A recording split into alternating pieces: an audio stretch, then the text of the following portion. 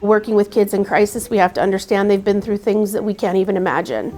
Sometimes they choose to share those things and sometimes they don't. Sometimes we get that information through paperwork or assessments. And I think just really respecting the youth and understanding that we're here to improve their life and not to further victimize them. Oftentimes by the time they've gotten into DFS, they may have had several placements. They've already been removed from their home, which is already a traumatic experience. Then you add on an arrest and involvement with the JJ system. It adds to that trauma. And I think the most important thing that a youth needs is stability. So when a youth knows that they have a loving home they can return to, when they have adults on their side, when there is family engagement, the youth tend to do very well, as opposed to the crisis that they're used to living in.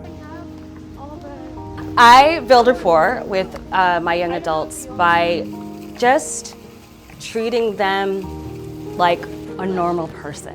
Almost like building a friendship. Even though, I'm their case manager, I don't treat them like they're any different than anyone else. I ask them how they're doing. I care about their day, what's going on in their life. You just have to get to know them. You just talk to them. So I'm a single guy, and I've kind of ended up with less of a parent interaction format with the kids. I've ended up more with like a older sibling or uncle type relationship. Break that punching bag, let's go.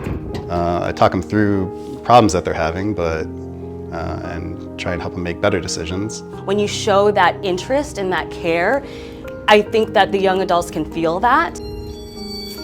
I know that there's good people who will give you a chance, and all it takes is like one person to believe in you. Vanessa from Step Up was such a big impact on my life. She always checked up on me. Whenever I have questions relating to anything, she's always very responsive.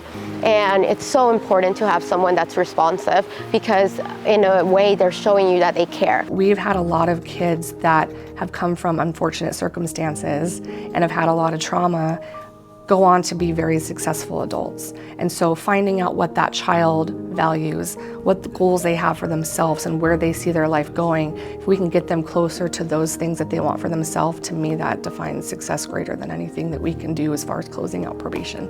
Everybody wants to help in some way, and I think it takes a special person, a special family to open their home to a teen. It takes a lot of communication.